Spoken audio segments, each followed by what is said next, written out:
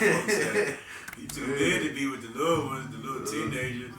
But so going in the feds though, like, so you already had some little knowledge of being locked up. Yeah. Going up in there wasn't like wasn't no scare tactic or nothing. You was just not at all. Wasn't saying like you was used to it, but it was like you was prepared for it because you was already been in the system already.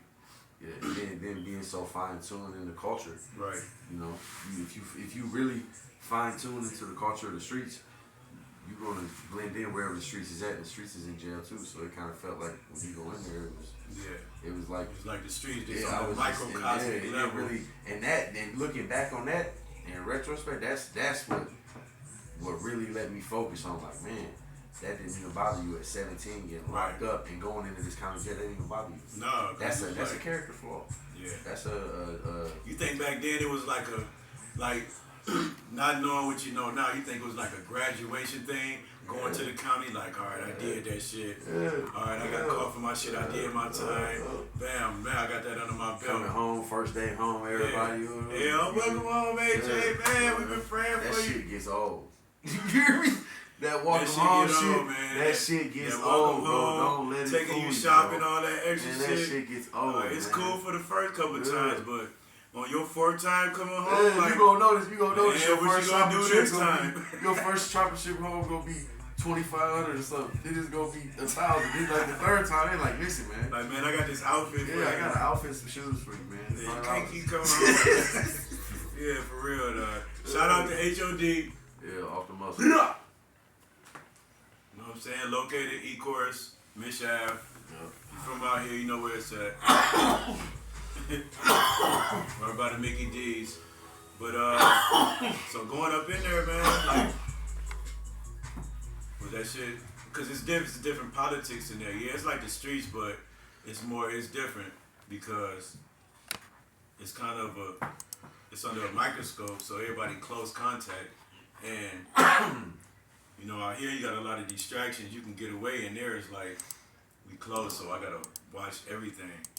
Yeah. And I don't know, I ain't never been to the feds. I've been to the state, and the feds is different as far as like race and how they play certain shit, you know, affiliation, what organization you with, and what state you from. What state you from, and what city. What side of the state you from. Yeah, what city in that state, and what side of the city. Yeah, so it's a lot of politics in that shit, but. And then, no, I skipped part. Before I went to the feds, right, they arrested me. I was on state probation for 2 years, right? Yeah.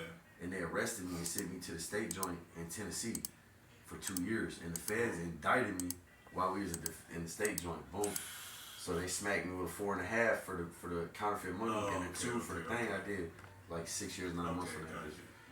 But the state joint in Tennessee, bro, hey, it's a whole. It'll teach you something, bro. It'll change your.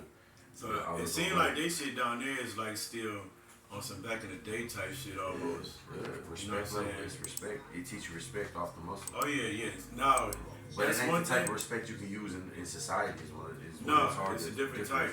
Yeah. It's a different level, different type of respect. Now see, that's interesting that you said that, because it's like one thing you got in this life is respect. Respect for yourself, respect for your fellow man, you know what I'm saying? And if you don't respect yourself, and by not respecting yourself, meaning making a fool of yourself, or just acting out of character, you know what I'm saying? Doing shit like you know you ain't got no business doing. Ain't nobody gonna respect you if you don't respect yourself. You know what I'm saying? Like, you can go around and not respect nobody else and keep it to yourself or whatever, but your actions display, and if it's showing that you don't respect yourself, then people gonna look at you weird and different, like, man, he don't even care for himself. Why the fuck you know what I'm saying? But respect, get respect. If you go in there, if you anywhere and you respecting yourself, people gonna see it in the way you carry yourself.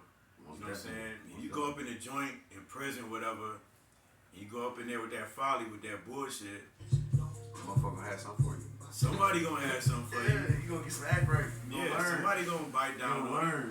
You know what I mean? Ain't no tough guys in jail.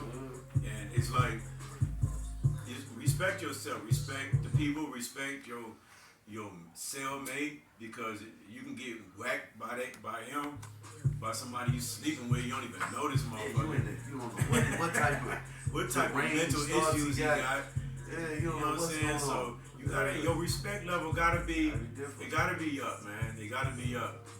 As far as don't let nobody disrespect you on, you know what I'm saying? On no level. You deal with, you got all that stuff. You know, you gotta. So did you have to did you come into any type of, you know what I'm saying, issues or any type of situations where you had to, you know, get your respect under control, or you had to lay a play down, quote unquote? Because I came down south and in the feds know because I always came up under the understanding that I am what I am, what I ain't, I'll never be.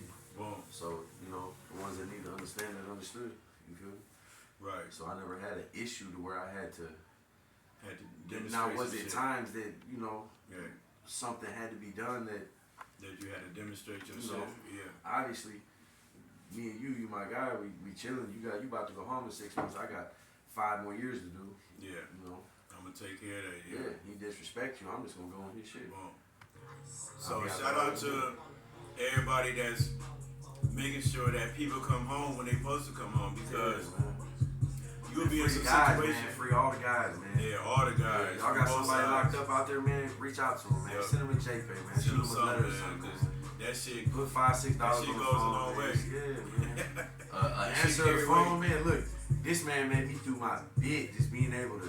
Hey, bro, look, boom. And I'd only try to plug like once or two, you know, times a week to him. Right. But it made my bit to be able to call, like, look, man, I need you to go over there and check on the kids and shit. Right. The next phone call, hey, Tom just came through here. That's the type of stuff, you know. I mean, I do the shit that I want somebody to do for me if I was in the situation. You know what I'm saying? So, I mean, I can't do everything. You know what I'm saying? But the shit I can do, I try to aid and assist whenever possible in all righteous endeavors. Shout out to everybody aiding and assisting their folks in all righteous endeavors. All right, so you did that little time. You did that, not a little time, because any amount of time is enough time. So you did, in that time, you ain't come across no issues, and you came home. Boom. So when you came home wiser, smarter, dumber, a better criminal. Man, so look. You know what I'm saying? Right? Did you read any books? None of that. Take any business courses? I lost over 100 pounds. I went home. I came in that boy at like I want to say like 375, and I came home at 256. Okay. I came home. I could go out and run. Run. Right. Like I could hit out running first and then I did real good on that. So you doing the running but mentally, yeah. man, I didn't prepare for anything. You just in there. Man, I came home a savage. Because I did the time on my knuckles. So yeah, that's what's gonna happen. You're gonna come home a better person or a better criminal. Think about that. Like let that sink in. Look, I did years on my knuckles to where I didn't have a phone call with nobody for like 6-7 months at a time. You know what I'm saying? I'm 19, 20 years old in prison. Right.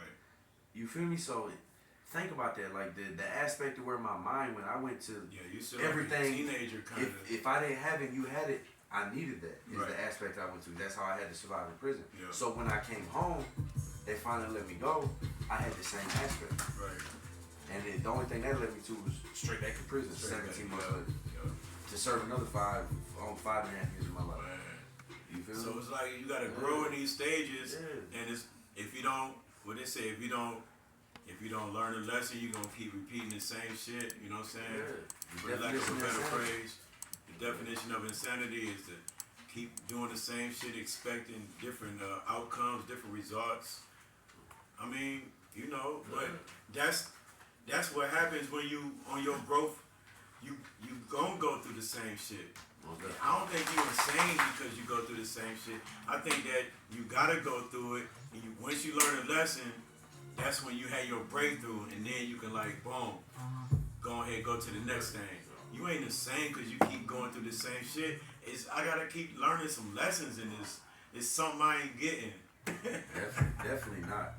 You know what I'm saying? It's something I ain't getting, and you have stages in your life where you, all right, I did that, I ain't on that no more. Alright, I did that. Alright, I used to pee in the bed. I don't pee in the bed no more. You know what I'm saying? Alright, I used to didn't know how to drive. I know how to drive now. You have these different like stages in your life to where you grow out of. Alright? People ain't understand when Pac said he was done with the thug life. Right? It wasn't that he was done with being himself. It was that was a phase. And now I'm on a whole different level. Yeah. You know what I'm saying? I ain't 360 no more. I'm 720 now.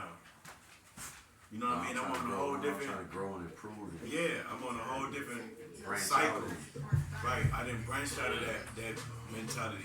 So when you came home, you said you were still on that shit. Boom. And then you had to go back and do. I had a whole slew of little meetings.